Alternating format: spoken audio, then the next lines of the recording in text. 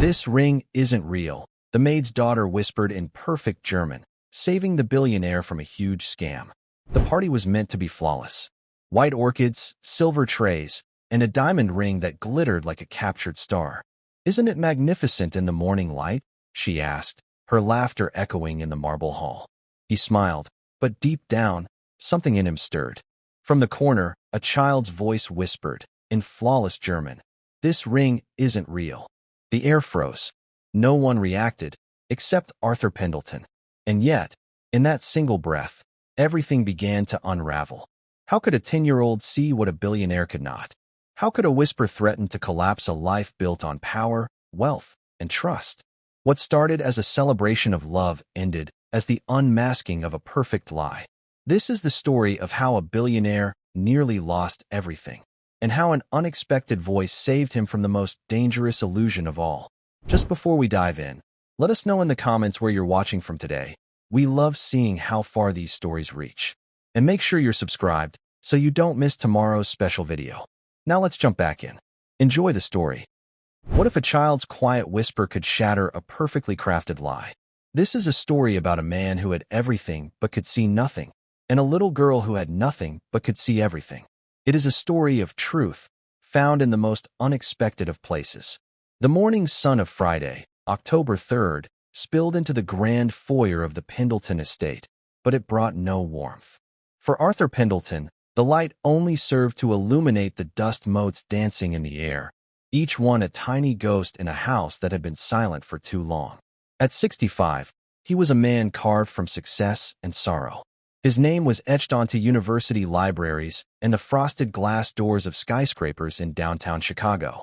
His fortune was vast, a fortress built over a lifetime of shrewd decisions.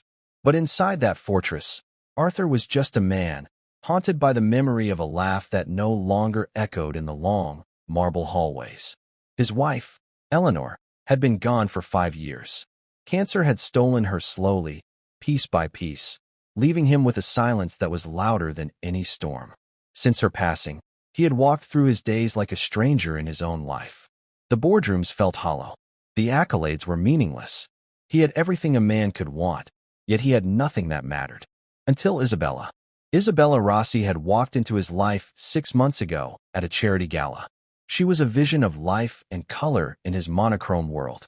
She was vibrant, with dark, flashing eyes and a laugh that, while not Eleanor's, was a sound of joy in a house that had forgotten it. She was an art consultant, she'd said, with a knowledge of the masters that rivaled his own. She listened to his stories. She held his hand. She made him feel, for the first time in 5 years, like the silence might finally end. Tonight, they would announce their engagement. The house was buzzing with the frantic energy of preparation.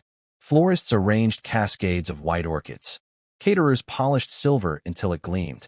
The air, usually still and heavy with memory, now smelled of lemon polish and rising bread. Arthur stood by the grand staircase, adjusting the knot of his silk tie. He looked at his reflection in the gilded mirror. He saw a tired man in an expensive suit. He saw the deep lines around his eyes. He felt a familiar pang, a small, cold stone of doubt in the pit of his stomach. Was this right? Was it too soon? He pushed the thought away. It was fear, he told himself. Just the fear of letting go of one life to start another. Isabella made him happy. That had to be enough. His maid, Helen, passed by, her movements quiet and efficient. She had worked for him for over a decade, a steady, unobtrusive presence. She had been there through Eleanor's illness, a silent pillar of support. With her was her daughter, Clara. Clara was 10 years old, a wisp of a girl with hair the color of pale straw and eyes the blue of a winter sky. She was as quiet as her mother, but in a different way. Where Helen was reserved, Clara was watchful. She was a ghost of a different sort, often curled up in a window seat with a book, so still that one could easily forget she was there. She was a bright child. Arthur knew she did well in school, but there was a seriousness to her, an old soul quality that was both fascinating and a little unsettling. Isabella came down the staircase then, a whirlwind of perfume and silk. "Arthur, darling," she cooed, her voice like warm honey. She kissed his cheek, leaving a faint trace of red lipstick. "Everything is coming together perfectly. The champagne just arrived." She held out her left hand. letting the light catch the stone on her finger. Isn't it magnificent in the morning light? The ring was a masterpiece. A diamond of impossible size and clarity. It sat on her finger like a captured star. It had cost him a fortune, a stone said to have once belonged to European royalty. It was a symbol, he'd told himself, of a new beginning. "It is beautiful, my dear," Arthur said, forcing a smile. Helen had paused her work nearby, polishing a silver tray. Clara stood beside her, holding a dust cloth. The little girl's gaze was fixed on the ring. Her expression was unreadable. Isabella noticed the girl's stare. She gave a little laugh, a sound that was perhaps a touch too sharp. "It's quite something, isn't it?" she said to Clara, wiggling her fingers as if displaying a toy. "One day, a handsome prince will give you one just like it." Clara didn't smile. Her blue eyes remained locked on the stone. She leaned closer to her mother, her small frame almost hidden by Helen's uniform. She whispered, her voice so soft it was barely a breath, but the words were clear, precise, and utterly shocking. "This ring isn't real." The sentence was perfect, unaccented German. Arthur froze. His blood ran cold. He and Eleanor had spoken German to each other often. It was their private language, a remnant of her childhood in Berlin. He understood the words as easily as he understood English. The whisper hung in the air for a moment, a profound and terrible sound in the bustling hall. Isabella, who spoke only English and a little Italian, hadn't understood. She simply saw a shy child and smiled indulgently. Helen gently nudged her daughter, a silent command to be quiet, her face betraying nothing. But Arthur had heard, and the small, cold stone of doubt in his stomach had just become a mountain. He looked from the brilliant, sparkling stone on Isabella's hand to the serious, unwavering eyes of the 10-year-old girl who had just spoken a truth he could not comprehend. The day had just begun, but already, the world was tilting on its axis. For the next hour, Arthur moved through his house in a daze. He approved flower arrangements. He confirmed the evening's musical selection with the string quartet. He smiled and nodded and spoke, but his mind was elsewhere. It was snagged on those 5 German words. It was absurd. Utterly, completely absurd. What would a 10-year-old girl know about diamonds? Especially a diamond like that one, certified and sourced by the most reputable dealer in the country. It was a child's fantasy, a slip of the tongue. Maybe she didn't even know what she was saying. He found Isabella in the ballroom, directing the placement of tables. She was radiant, her face flushed with excitement. She saw him and her smile widened. "There you are? I was just deciding that we should put the guest of honor's table by the French doors. The view of the gardens will be lovely this evening." "Lovely," Arthur echoed, his voice distant. He looked at the ring on her hand as she pointed. It caught the light from the crystal chandeliers, scattering tiny rainbows across the polished floor. It looked real. It felt real when he'd held it. The weight, the coldness of the stone. Everything about it screamed authenticity. "Are you all right, darling?" Isabella asked, her brow furrowing with concern. She placed a gentle hand on his arm. "You seem distracted." "Just a lot on my mind," he said, pulling away gently. "The arrangements. I want everything to be perfect for you." Her expression softened. "It already is perfect," she murmured, "because I have you." Her words were flawless. Her touch was reassuring. But for the first time, Arthur felt a flicker of something else beneath the surface. A sense of performance. It was like watching a brilliant actress in a play, delivering her lines with perfect emotion. The thought was disloyal, and he hated himself for it. This was the woman who had pulled him from the depths of his grief. He owed her his trust. He owed her his heart. And yet, the whisper. He excused himself, saying he needed to make a phone call from his study. The study was his sanctuary, lined with floor-to-ceiling bookshelves and smelling of old paper and leather. It was Eleanor's favorite room. Her portrait hung over the fireplace, her smile kind, her eyes knowing. He often felt her presence here, a comforting warmth. Today, the room felt cold. He looked at her portrait, at the simple gold band on her finger. A ring that was real in a way that had nothing to do with carats or clarity. He needed to understand. He buzzed the staff intercom. "Helen, could you please come to the study?" A few moments later, she appeared at the door, her hands clasped in front of her. "Yes, Mr. Pendleton. Please, come in." "Close the door." Helen did as she was told, her expression calm but questioning. "Helen, I need to ask you about Clara," he began, trying to sound casual. Her German is very good. Does she take lessons? A flicker of something, worry, perhaps, crossed Helen's face before it was smoothed away. No, sir. No lessons. Then where did she learn it? Arthur pressed, his gaze steady. Helen hesitated. She looked down at her hands. From my father, sir. Her grandfather. He was German. This was new information. In all her years of service, Helen had rarely spoken of her family. Your father? Yes. He passed away 2 years ago. He and Clara were very close. He spoke to her in German from the time she was a baby. It was their special language. This explained the fluency, but it didn't explain the content of the words. He taught her more than just the language, didn't he? Arthur said, his voice low. Helen looked up, her eyes meeting his. He could see the conflict in them. Loyalty to her employer and a fierce, protective love for her daughter. My father was a very particular man, sir. He believed in seeing things for what they are. He taught Clara to be observant. Observant enough to judge the quality of a diamond. The question was sharp, and Arthur instantly regretted his tone. Helen's back straightened. My father's name was Michael Vance, she said, her voice quiet but firm. Sergeant Michael Vance. During the Second World War, he was with the Allied forces. He was one of the men assigned to the Monuments, Fine Arts, and Archives program. Arthur stared at her. The Monuments men. He knew the history, of course. The special unit tasked with rescuing priceless art and cultural treasures stolen by the Nazis. They were heroes, scholars in uniform. He spent years recovering stolen art, Helen continued, her voice gaining strength. Part of his job was identifying forgeries. The Nazis were masters of deception. They faked paintings, sculptures, jewelry. My father became an expert. He could spot a fake from 20 paces. He said you don't look at the object, you look at the story it tells. The tiny mistakes. The lack of soul. She paused, taking a breath. He loved Clara more than anything. He didn't have much to leave her, no money or property. But he left her what he knew. He taught her everything. How to see. How to look past the surface and find the truth. It was a game to them. He would show her pictures of paintings, of jewelry, and ask her in German, "What is real, my treasure?" The study was silent. Arthur felt a chill run down his spine.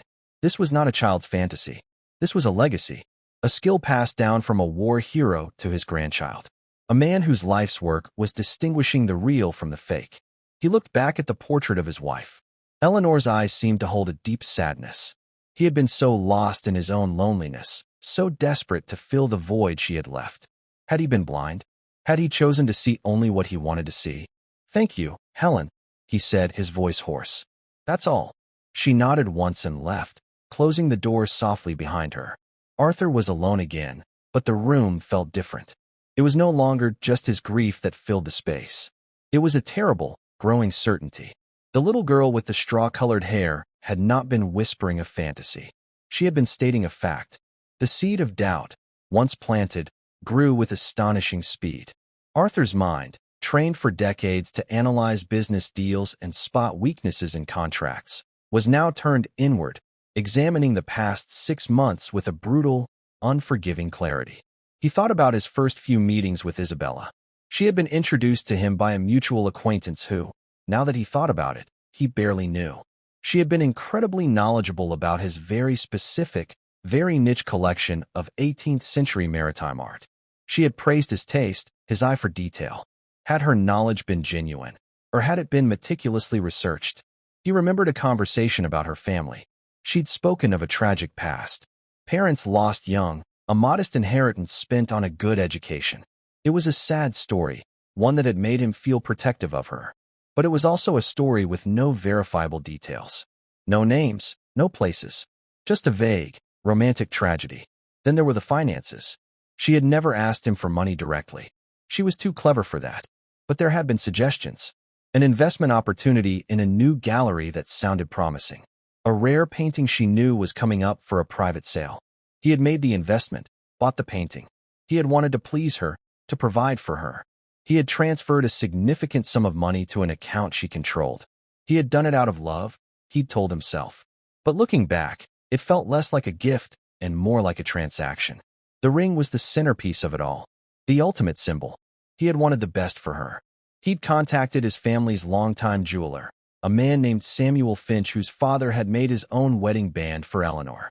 But Isabella had insisted on using her own specialist. A man from Europe, she'd said. Someone who understood the unique history of these rare estate pieces. Samuel is wonderful for modern things, darling, she had said with a dismissive wave of her hand. But for a stone with this kind of history, you need a true expert. Arthur, eager to impress, had agreed. He had wired the money to an overseas account. The ring had been delivered by a bonded courier a week later, complete with a sheaf of impressive-looking certificates and appraisals. He had never questioned it. Why would he? He was in love. His intercom buzzed, startling him.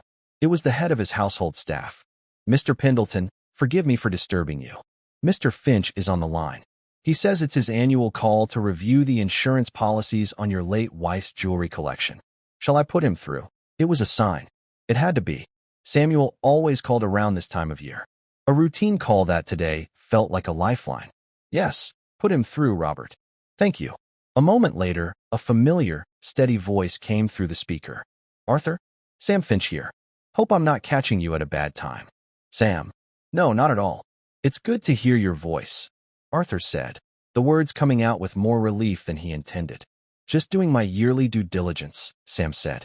Reviewing the policy on Eleanor's pieces. Everything is in order, of course. I did hear some news, though. A little bird told me congratulations are in order. Arthur's hand tightened on his desk. Yes, I'm getting married again, Sam. Well, that's wonderful news. I'm happy for you. She must be a very special woman. I trust her ring is properly insured. This was it. The moment of truth. Arthur took a deep breath. That's actually something I was hoping you could help me with, Sam. It's a bit of a last-minute situation. He tried to keep his voice level, professional. My fiancé and I are hosting a party tonight to announce the engagement. I'd feel much better if the ring was appraised for our own policy before the event. For peace of mind. There was a slight pause on the other end of the line. Tonight?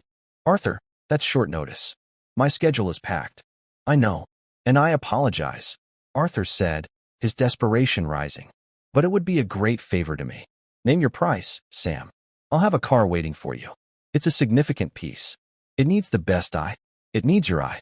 Sam was quiet for a long moment. He was old school. He valued trust and relationships over rushed jobs. Arthur had known him for 40 years. He had appraised every piece of jewelry Arthur had ever bought for Eleanor. All right, Arthur, Sam said finally, and Arthur felt a wave of relief so intense it made him dizzy. For you. I'll move some things around. I can be there around 4 o'clock. Will that work? 4 o'clock is perfect, Arthur said. Thank you, Sam. Truly. He hung up the phone, his heart pounding. The clock on his mantelpiece read 11:30. He had 4.5 hours. 4.5 hours until he knew for certain if he was the biggest fool in Chicago. He had to find Clara. He found her not in a window seat, but in the one place he should have thought to look first, his library. It was a vast, 2-story room, a cathedral of books. She was perched on the rolling ladder, halfway up a towering shelf, a heavy-looking volume resting in her lap. She was so engrossed she didn't hear him enter. He walked quietly until he stood at the base of the ladder. He looked up at her. This small child, surrounded by the accumulated knowledge of centuries. She seemed perfectly at home. Clara, he said softly. She looked down, her blue eyes wide with surprise. She hadn't expected him. A flash of fear crossed her face, as if she thought she was in trouble for being in here. It's all right, Arthur said gently. You're not in trouble. May I ask what you're reading? She held up the book so he could see the title embossed on the spine, An Introduction to Gemology. It was an old, academic text from his own university days. It's very interesting, she said, her voice small. It talks about inclusions and the refractive index. My Opa, my grandfather, he said that's how you tell their stories. The flaws are the most important part. They tell you where the stone has been. Arthur's throat felt tight. He gestured to the empty chair beside the fireplace. Will you come down and talk with me for a moment? She nodded, carefully marking her page before closing the heavy book. She placed it back on the shelf with a reverence that touched him. She climbed down the ladder with a practiced ease and came to sit in the large leather armchair opposite him. Her feet didn't even touch the floor. He leaned forward, his hands clasped between his knees. He looked directly into her clear, serious eyes. Clara, earlier this morning, in the foyer, I heard what you said to your mother. In German. She flinched, her gaze dropping to her lap. She thought he was angry. "I'm not angry," he said quickly. "I just need to understand. How did you know?"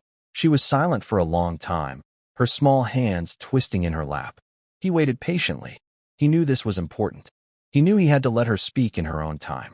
Finally, she looked up, her expression grave. "Opa taught me," she whispered. He had pictures in a big book. Pictures of the real crown jewels and the fakes the Nazis made. He said you have to look at the light. The real ones, they drink the light. They have a fire deep inside. The fake ones just bounce it back. They're like glass. They're loud, but the inside is quiet. She took a shaky breath. When she, the lady, held her hand out, the light from the window hit the stone. It bounced. It was too perfect, too bright. It was shouting. Opa always said, "Real beauty whispers, my treasure." Arthur sat back, stunned by the simple, profound poetry of her explanation. Real beauty whispers. He thought of Eleanor's simple ring. It had whispered. Isabella's ring shouted from across the room. "There's more," Clara said, her confidence growing now that he was listening, truly listening. The edges. On a real diamond that old, the cut wouldn't be so sharp. The edges of the facets would be softer. Time wears everything down, even the hardest things. Her stone has edges like a new knife. It hasn't lived. It was just born. He stared at her, this child who spoke of the erosion of time on gemstone facets, who understood the difference between a stone that drinks light and one that merely reflects it. Helen was right. Her father hadn't just taught her a party trick. He had given her a way of seeing the world, a way of seeing the truth. In that moment, Arthur knew. He didn't need to wait for Sam Finch. He already had his answer. The 10-year-old daughter of his maid had seen what he, with all his wealth, experience, and power, had refused to see. He was engaged to a fraud, and his entire world was a lie. The hours leading up to Sam Finch's arrival were the longest of Arthur Pendleton's life. He moved through his day on autopilot, the opulent rooms of his mansion feeling like a stage set for a play in which he was the unwilling star. Every interaction was fraught with a new, terrible awareness. He saw Isabella supervising the final touches on the floral centerpieces. She was laughing with the florist, a bright, musical sound that now grated on his ears. He watched her correct the angle of a single rose, her movements precise and proprietary. She was not just a guest in this house. She saw herself as its future mistress. The thought sent a jolt of ice through his veins. How could he have been so blind? He saw it now. The subtle way she directed the staff, the casualness with which she used his private accounts for party expenses, the way her eyes would scan a room, not with appreciation, but with assessment. She was not building a life with him. She was acquiring assets. He had lunch with her on the terrace, a light meal prepared by his chef. The food was tasteless in his mouth. "You're so quiet today, Arthur," she said, dabbing her lips with a linen napkin. She reached across the small table and placed her hand over his. The ring was there, a cold, heavy weight between their skin. "Are you having second thoughts?" A little pre-wedding jitter. She smiled, a playful, knowing expression on her face. It was a look that had once charmed him. Now, it looked like the calculating smile of a predator. "No, of course not," he lied, the words feeling like ash in his mouth. "Just want everything to be perfect." "It will be," she assured him, squeezing his hand. "By tonight, everyone will know. Mrs. Isabella Pendleton. It has a lovely ring to it, don't you think?" He simply nodded, unable to speak. The name felt like a violation, a desecration of Eleanor's memory. After lunch, he retreated once more to his study, the only room that felt safe. He found himself searching his own memory for red flags he had missed, for warning signs he had willfully ignored. He remembered her story about attending a prestigious boarding school in Switzerland. He had never thought to question it. He remembered her mentioning a portfolio of art she had helped a wealthy client acquire. He had never asked for the client's name. He had taken everything at face value because he had been starving for affection, for a connection to another human being. He had been a man dying of thirst in a desert, and she had offered him a glass of water. He hadn't stopped to ask if it was poisoned. He felt a deep, profound shame. It was worse than the anger. He was Arthur Pendleton. He had built an empire from nothing. He was a man who could read a balance sheet like a poem and spot a fatal flaw in a business plan from a mile away. But he had been duped, not in the boardroom, but in his own home, in his own heart. His grief had made him vulnerable, and she had exploited that vulnerability with surgical precision. At precisely 4 o'clock, the doorbell chimed. Robert, the head butler, announced through the intercom, "Mr. Finch is here, sir." "Send him to the study, Robert," Arthur replied, his voice steady despite the frantic beating of his heart. He needed to get the ring from Isabella without raising her suspicions. This would be the most difficult performance of his life. He found her in the master suite, looking over the dress she planned to wear that evening. It was a stunning creation of deep crimson silk.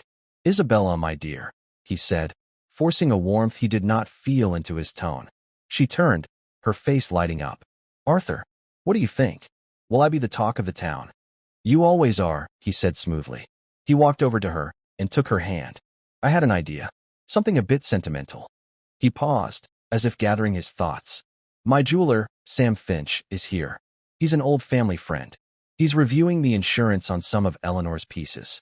I thought it might be a beautiful gesture if he added your ring to the Pendleton family policy, officially making it a part of the collection before our announcement tonight. A new heirloom to begin our new life." He watched her face carefully.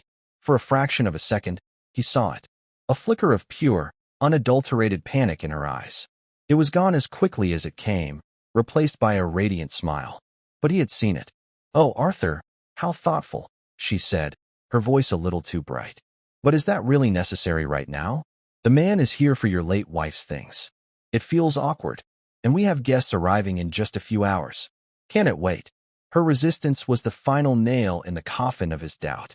"It will only take a moment," Arthur insisted gently, but with a firmness that surprised them both. "It's important to me, Isabella. A formality, but a meaningful one. Please." She could not refuse without revealing herself. To argue further would be to admit she had something to hide. She slipped the ring from her finger, her movements stiff. "Of course, darling. If it's important to you." She placed the ring in his palm. It felt unervingly light.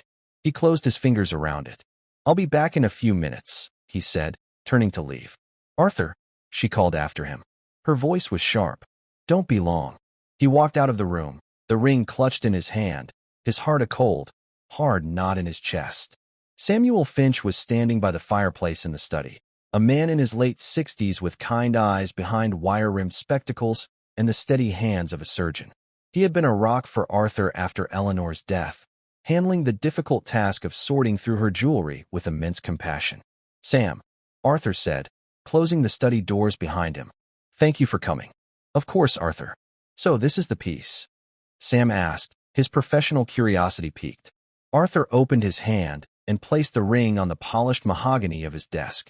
It sat under the warm light of the desk lamp, blazing with fire. It was, to a layman's eye, utterly perfect.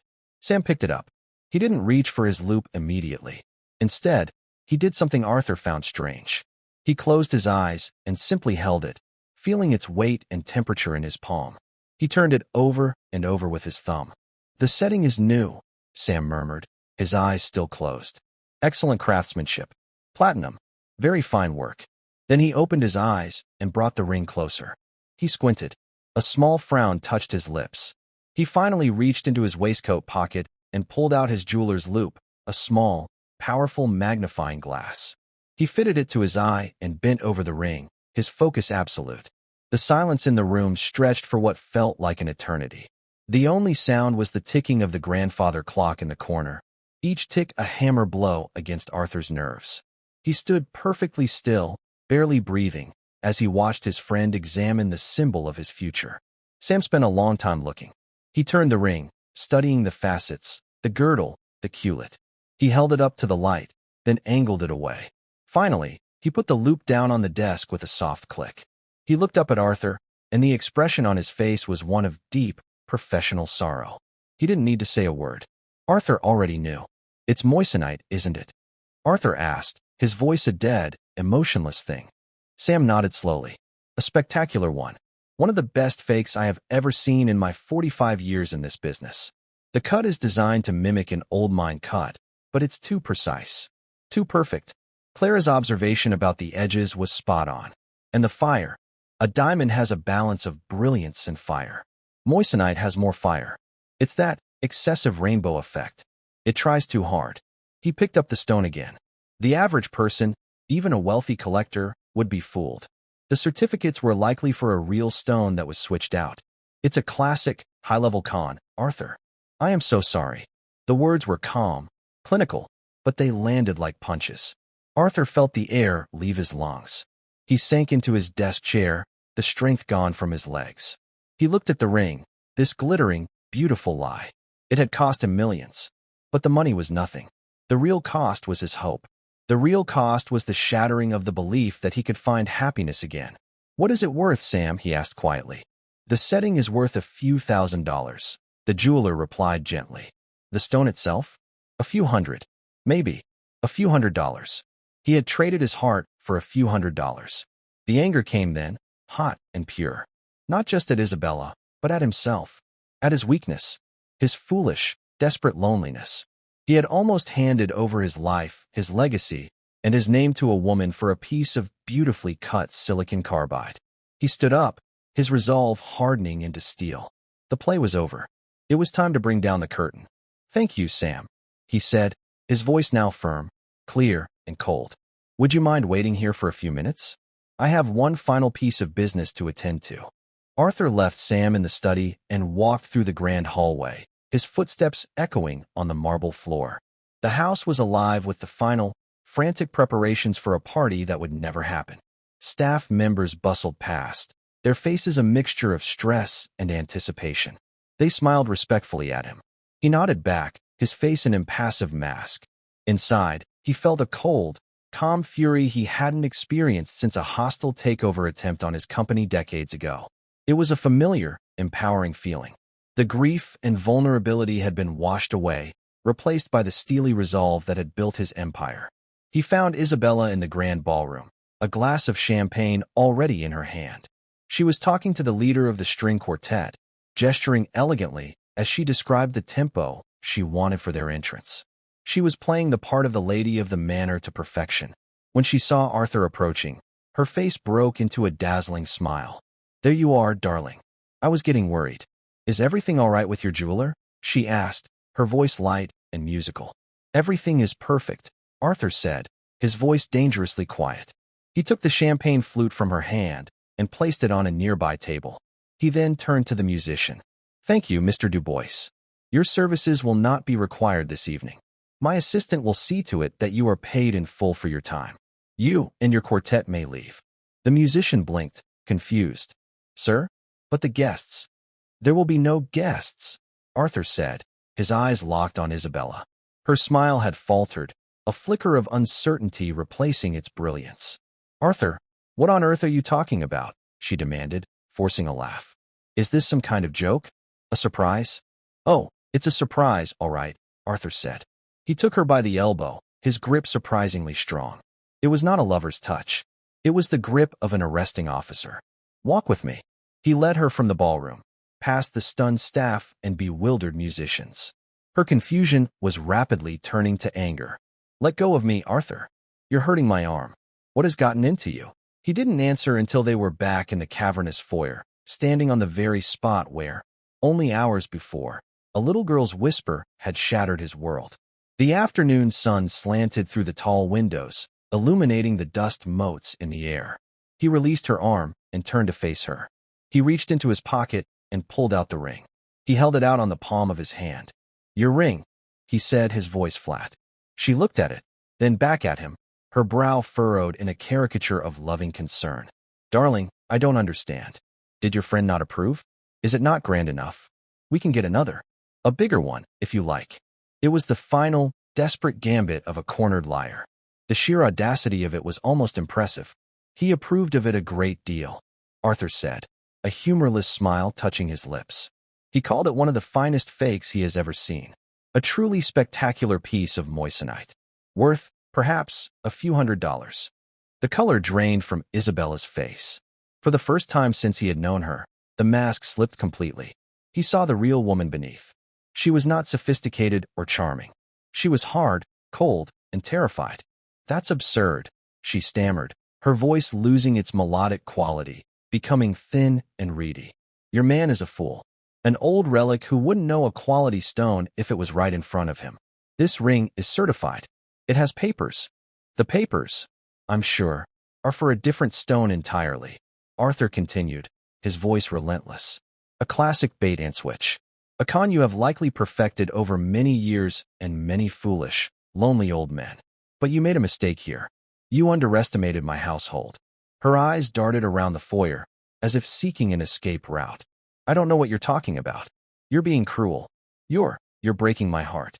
The tears welling in her eyes were a masterful touch. A month ago, they would have shattered him. Now he saw them for what they were, saline and strategy. Stop, he said, the single word cutting through the air like a blade. The performance is over. Did you really think I wouldn't find out? Did you think my entire life was built on blissful ignorance? He took a step closer, his presence seeming to fill the entire space. Let me tell you what I think. I think you are not Isabella Rossi. That name probably doesn't even exist. I think you were fed information about me. About my collections, my habits, my loneliness. You studied me like a subject. You learned my grief, and you weaponized it. You found the empty spaces in my life, and you filled them with a perfectly crafted illusion. She stared at him, her mouth opening and closing, but no sound came out. The actress was off script. She had no lines for this scene. The investments, he went on, ticking off her betrayals like items on a ledger. The painting, the money wired to overseas accounts. It was a systematic bleeding, wasn't it? A carefully managed liquidation of my assets. And this piece of glass, he said, flicking the ring with his finger, was to be the grand finale. The key that would give you access to the rest of it. Marriage. A legal claim. The Pendleton name. He looked at her, at the beautiful face that was now pale with panic, and he felt a profound and chilling emptiness. He had not been in love with her. He had been in love with a ghost she had created. Who told you about Eleanor? He asked, his voice dropping to a near whisper, but it was more menacing than any shout.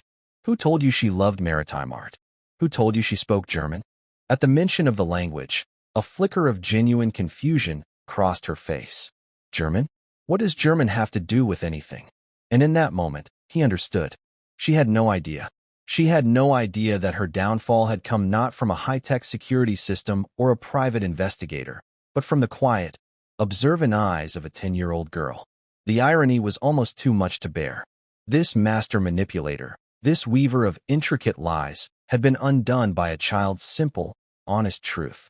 It was a detail so far outside her calculated world that she couldn't even comprehend it. Get out, Arthur said. The words were quiet, but they held the absolute authority of a man who owned the very ground on which she stood. You will leave this house now. You will take nothing with you but the clothes you are wearing. One of my security staff will escort you to the gate. If you ever try to contact me or come near my property again, I will not hesitate to use the full force of the law against you. I have already had my lawyers begin the process of freezing the accounts and recovering the assets you stole from me. You are finished. She stared at him, her face a mask of disbelief and fury. The fear was gone, replaced by the raw, ugly rage of a thief who had been caught. You'll regret this, she hissed, her voice venomous. You will be a lonely old man in this mausoleum, rattling around with your ghosts. I made you happy. I brought this house back to life. This house was never dead, Arthur countered, his voice like ice. It was just quiet. And you are not life. You are just noise. Loud, expensive, and empty. He turned his back on her, a gesture of ultimate dismissal. He walked away, leaving her standing alone in the grand foyer. He didn't look back as he heard her begin to scream, a torrent of curses and threats. He didn't look back as he heard the firm, quiet footsteps of his head of security approaching. He just kept walking, toward his study, toward the silence, which for the first time in 5 years, felt like peace. He returned to the study to find Sam Finch packing his equipment. The jeweler looked up, his expression full of concern. Is it done? Sam asked. It's done, Arthur confirmed, running a hand over his weary face. He felt as though he had just survived a plane crash. He was exhausted, bruised, but alive. Thank you, Sam. For everything. For your discretion, and for your friendship. Always, Arthur, Sam said, placing a comforting hand on his friend's shoulder. What will you do now? About the party? Arthur looked around the room, at the books that held centuries of wisdom, at the portrait of his wife, her painted eyes seeming to hold a hint of approval. The grand, elaborate party felt like a relic from another man's life. I'll have the staff cancel everything, he said. They'll be paid for a full evening's work, of course. Send the flowers to the local hospitals. Send the food to the city's homeless shelters. Let some good come out of this mess. After Sam had departed, Arthur stood alone in the quiet study. The adrenaline was fading, leaving behind a deep, bone-weary exhaustion. The house was settling around him. The frantic energy of the party preparations was dissipating, replaced by the calm efficiency of cancellation. He could hear the faint, respectful murmurs of the staff as they went about their new tasks. He should have felt devastated. He had been betrayed in the most intimate way possible. He had been made a fool of. And yet, what he felt most strongly was not heartbreak, but a strange, unsettling sense of gratitude. The crisis had passed. The fever had broken. He had been pulled back from a precipice he hadn't even known he was standing on. He knew he could not have done it alone. He picked up the intercom and buzzed the kitchen. Helen, would you please ask Clara if she would be willing to join me in the library? And perhaps you could bring us some tea. A few minutes later, he was in the two-story library, the scent of old books a familiar comfort. He heard a soft knock and the door opened. Helen entered carrying a silver tray with a teapot, 2 cups, and a plate of small cookies. Behind her was Clara, who looked at him with a shy, uncertain expression. She was clearly worried she was the cause of all the commotion, the sudden departure of the caterers and musicians. Thank you, Helen, Arthur said with a warm smile. Please, join us. Helen hesitated, looking uncomfortable. In all her years of service, she had never been invited to sit with him. Please, Arthur insisted, gesturing to one of the comfortable leather armchairs. Today, you are my guest. Helen slowly sat, perching on the edge of the chair, while Clara took her usual spot in the oversized armchair opposite Arthur, her small feet dangling far above the floor. Arthur poured the tea, his hands steady. He passed a cup to Helen, and then to Clara, who took it carefully with both hands. He let the silence sit for a moment, a comfortable, shared quiet. Then he looked directly at Clara, his eyes full of a sincerity she had never seen from him before. I owe you an apology, Clara, he began, his voice soft. And a thank you. I should have listened to you this morning. I should have trusted what you saw. You were right. The ring was not real. Clara looked down into her teacup, a faint blush on her cheeks. My Opa always said that most people don't want to see the truth. They want to see what they hope is true. Arthur felt the child's words pierce him. That was it, exactly. He had been so desperate for the illusion to be real that he had ignored all the evidence to the contrary. Your Opa was a very wise man, Arthur said. Your mother told me about him. About his work during the war. He was a hero. Helen looked up, her eyes shining with unshed tears. He was just a good man, sir. He believed in protecting beautiful things. He believed in the truth. He did more than that, Arthur said. He passed on his gift. To Clara. He turned his full attention back to the little girl. You have a remarkable ability, Clara. A way of seeing the world that is very, very rare. Your grandfather taught you to see the difference between what is real and what is fake. And today, you saved me from making the biggest mistake of my life. You saved this family's legacy. You saved me from a great deal of pain. He paused, letting his words sink in. He wanted her to understand the magnitude of what she had done.